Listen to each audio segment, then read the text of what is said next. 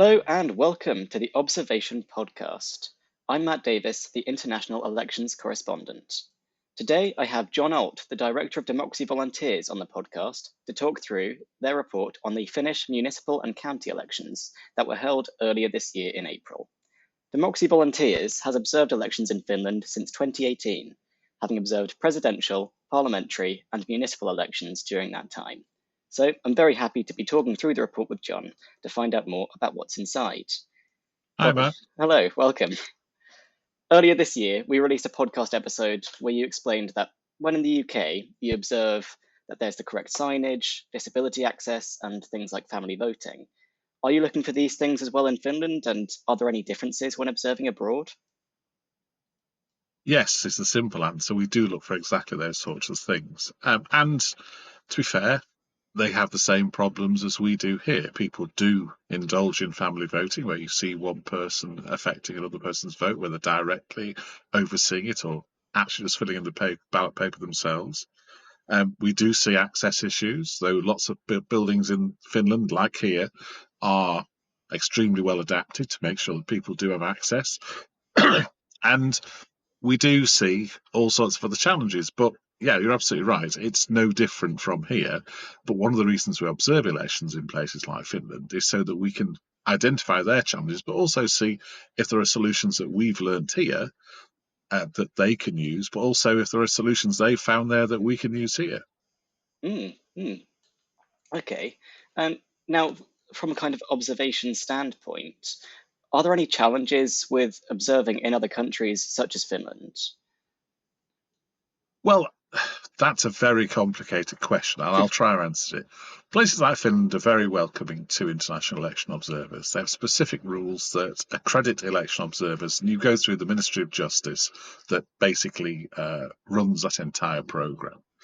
And it's very welcoming and very open, and they welcome our reports, and hopefully they act on them. Other countries are similar. The Netherlands are similar. Who allow international election observation. They have it formalised through statute, and we can go and observe. Then there are countries like ours where the rules are slightly different.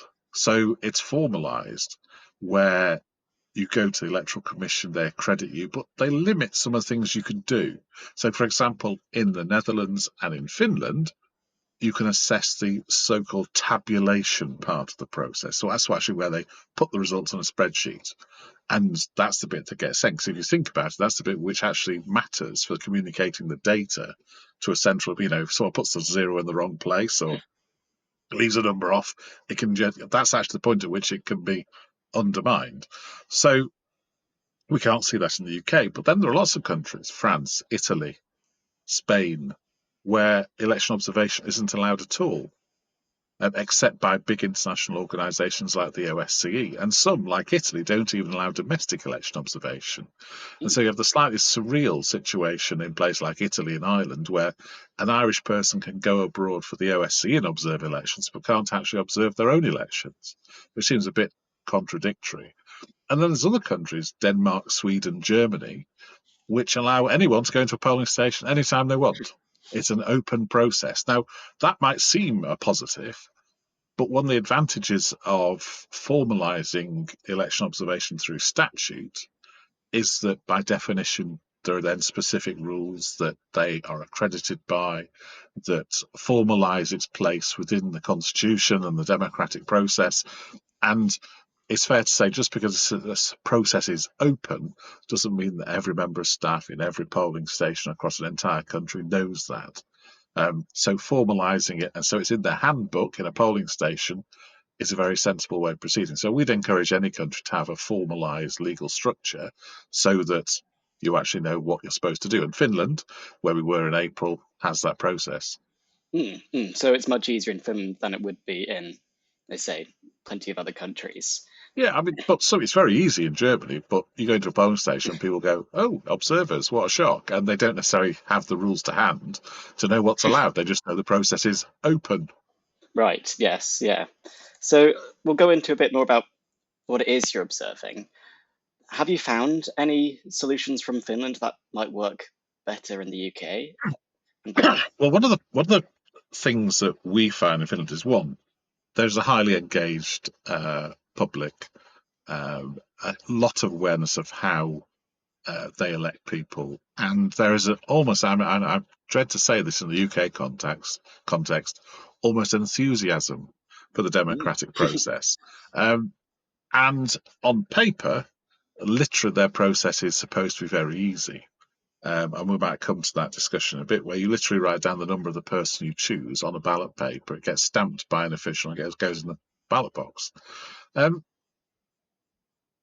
think, yes, there are things. I think one of the things I think is a problem with our system is that some of the processes, like voter registration, is not clear. But I think the biggest thing, because they have automatic voter registration, we don't.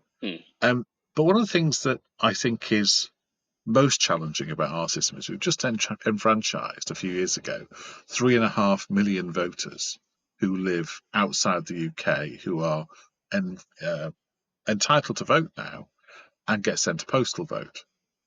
Well, I'm not being rude about our postal system or those of other countries, but it's not as good as it used to be.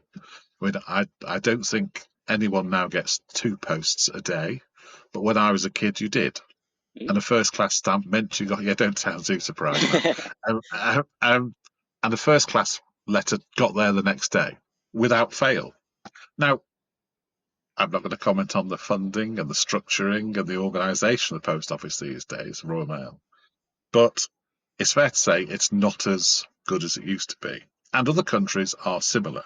So if you're going to send a postal vote, even if you send it earlier than you do a UK one within the UK, getting to New Zealand and back within a 14-day period in a snap general election strikes me as being, I'm going to use a kind word, optimistic.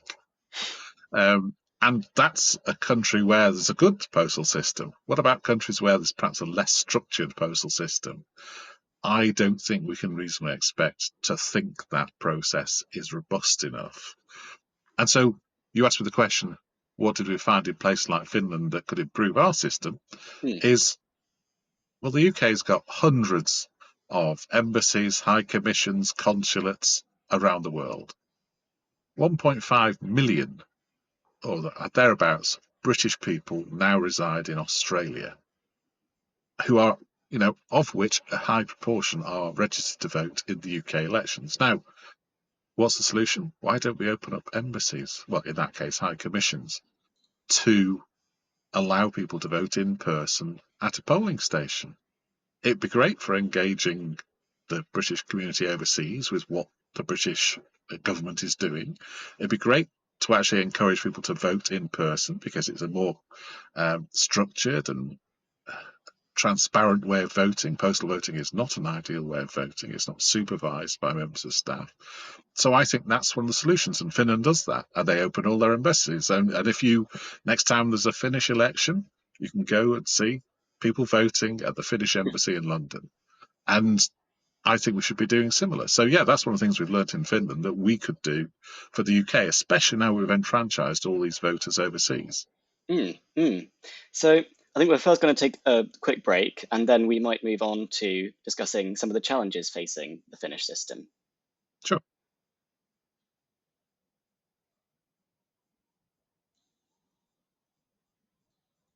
And welcome back. So we mentioned some of the things we can learn from Finland, but what are some of their challenges that their elections are facing? Well, one of the things that's increasingly apparent to all elections that we observe in Western advanced democracies, it's important to say that Finland is an incredibly trusted, robust and effective democracy. And people have high levels of trust in it who are Finnish citizens, and it's good that they do. But nothing's perfect. And some of those are the problems that we see, family voting, people not being able to access polling stations, people receiving assistance in polling stations from a member of the family rather than a member of the staff. So the things that we see as well, and they're in the report, and part of those are our findings. But there's also issues which, especially in a place like Finland, which borders Russia, there is a deep desire from Russian influencers to try and undermine the process in countries like Finland, but Finland is in particular on this occasion. So I don't know the technical context of this, but there's something called a DDoS attack, and one of those was done on the Ministry of Justice um, ahead of the election, basically because they hold the electoral register. Now, that's an attempt that they obviously have security services to deal with, and it's something that is very almost impossible for us to observe in person in polling stations. But obviously, that's one of the reasons we also meet staff and people around Finland to talk about the process, because that's how we find out about those things. And they're things that Western democracies have to increasingly concern themselves with. There are bad actors outside Western democracies like Finland which are trying to undermine democracy. And we have to be conscious of that. And some of those are media based that we've seen in some countries recently. And some of them are technical like this. And I think that's one of the biggest things that affects Finnish elections. But that's very difficult for us to observe in person during the electoral process. Mm, mm. You also mentioned the simplicity of the voting system with just writing a number and then putting it in a box. Are there any challenges that go along with that system? Absolutely. And this is actually our main recommendation. And please do read the report, because I'm no expert in this, so please don't think this, but we think that the Finnish government should look at this. There's something called Dyscalculia. Now, you've probably heard of dyslexia. I have. But I looked into this because one of the things that's fascinating, and I actually wrote this down because I wanted to make sure I got the exact numbers. There's a little town called Pori in Finland, where there were 339 candidates standing for 59 seats on the municipality and 538 for the 69 seats on the county council. So on this occasion, people in those areas had, what's that, about almost 900 people they could vote for in an election. And you say, oh, well, in ours, you perhaps get 3 or 4 on a ballot paper for a local council seat. They literally can vote for that many people. And now there are 2 ballot papers, which obviously it's not confusing because one was white and one was sort of a purplish colour. And one was associated with one election. It was pretty obvious which was what, unless you're colourblind, I suppose. But, these were 2 different ballot papers. And the challenge is that you've got to write down the number of the candidate you support. Now, just for most people, there's 800 people to choose from. And each party has a list, and, it's there they all are. You see in the report, you can see it's a long line of names and faces, and the number by them of the person you can vote for. But Dyscalculia, and please don't think I'm an expert, but it's something that we think the Finnish government should look at, actually means that people are so-called number blind.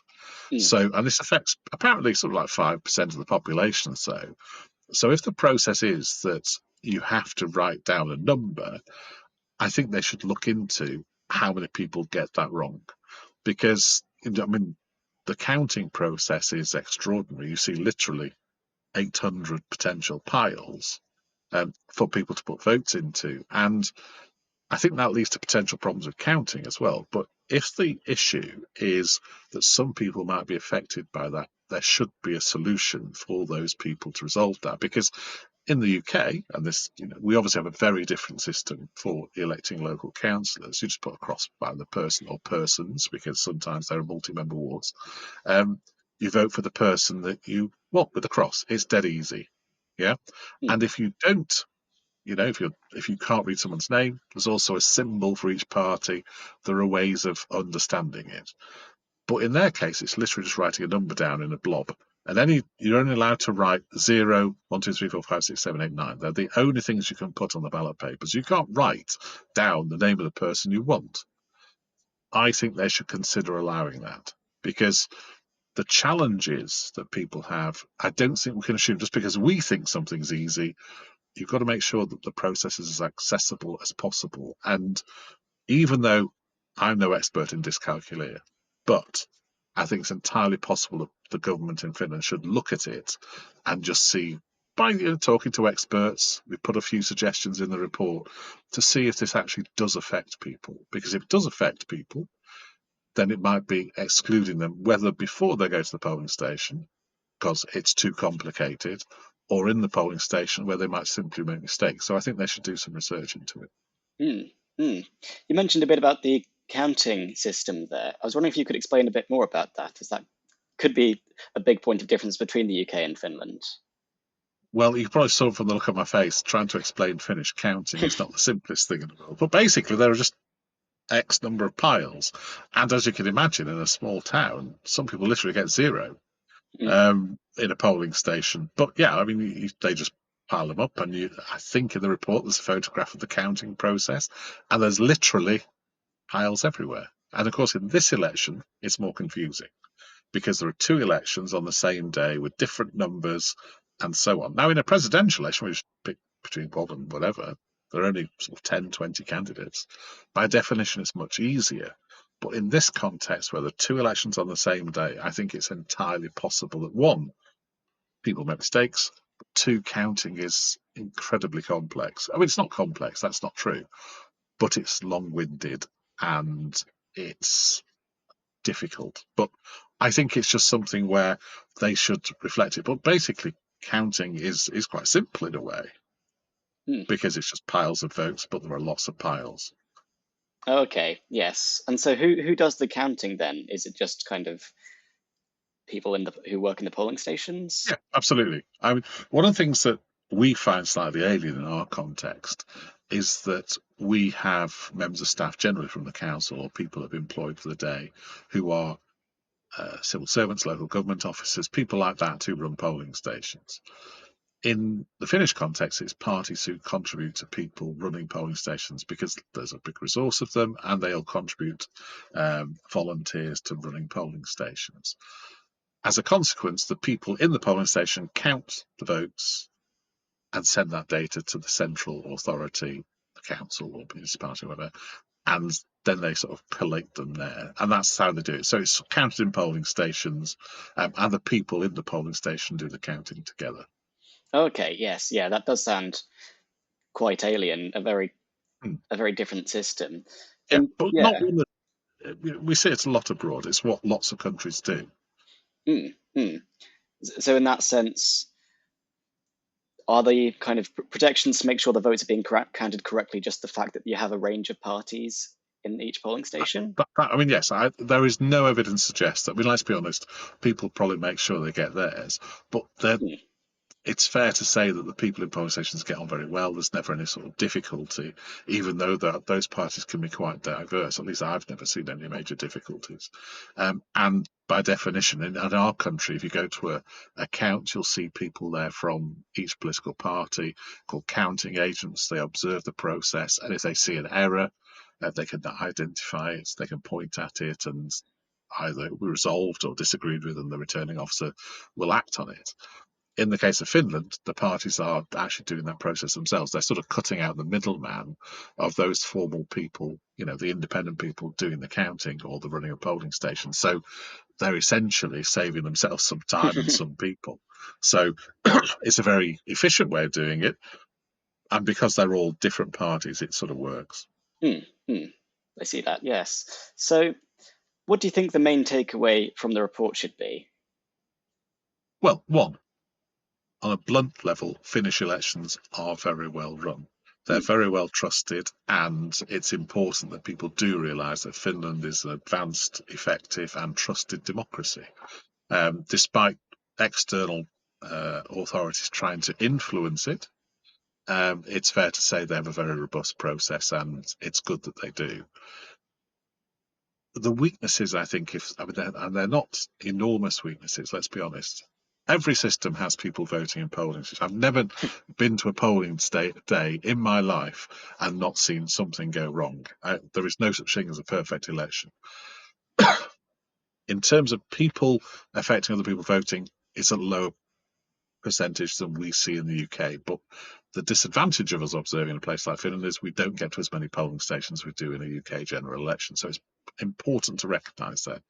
But I think what we can do is advise people like the Finnish that look, we aren't experts at medical, psychological conditions, but we'd really encourage you to think about accessibility of the process you've got and review whether there is an issue, because just because you don't think it doesn't mean it's not true.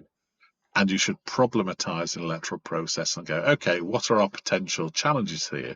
And if this does affect 5% of the population, Dyscalculia, people should look at it and say, okay, is there a way we can accommodate those people who do have this problem? And the simplest solution to me strikes as being able to write the name of the candidate you want on the ballot paper. It's a Mm. simple solution. It may not be very helpful to counters because they might suddenly realize, my goodness, I've got 800 people to pick from here. But at least it allows the voters some latitude to get it right if they can't work out the number. That's Right. all. So just allowing a bit more flexibility in Yeah. terms of what they allow on the ballot paper. And counters, I guarantee, will give feedback saying, please don't do that because we're there all night. But that's the sort of the back end of it. It's not the bit that matters, which is the voter actually voting for the person they wish to see elected.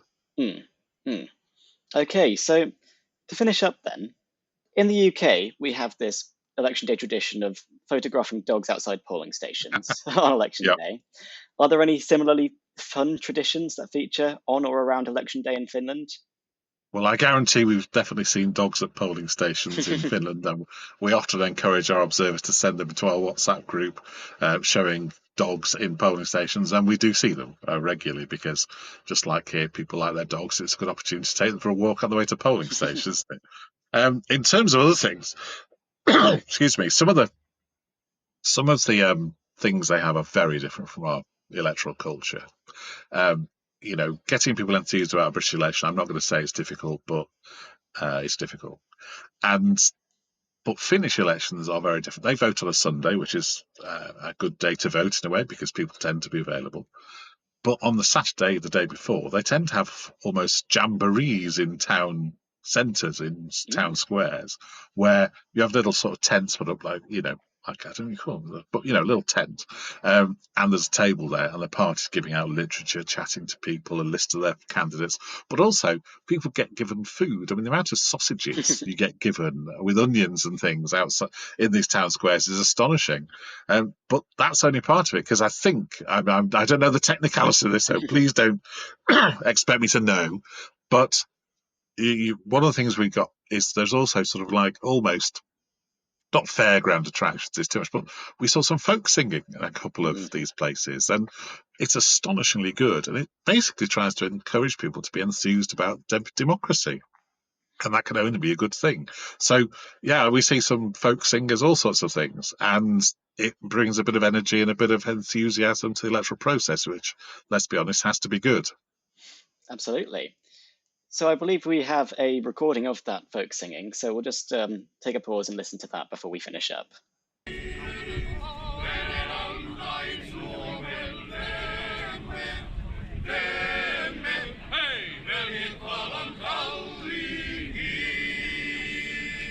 All right then. Thank you very much for joining us, John. And They're great, aren't they, Matt? They're absolutely they are great. fantastic. Yeah, it was really great. If you would like to read this report to get all of the details, you can find it in the reports section of the Democracy Volunteers website.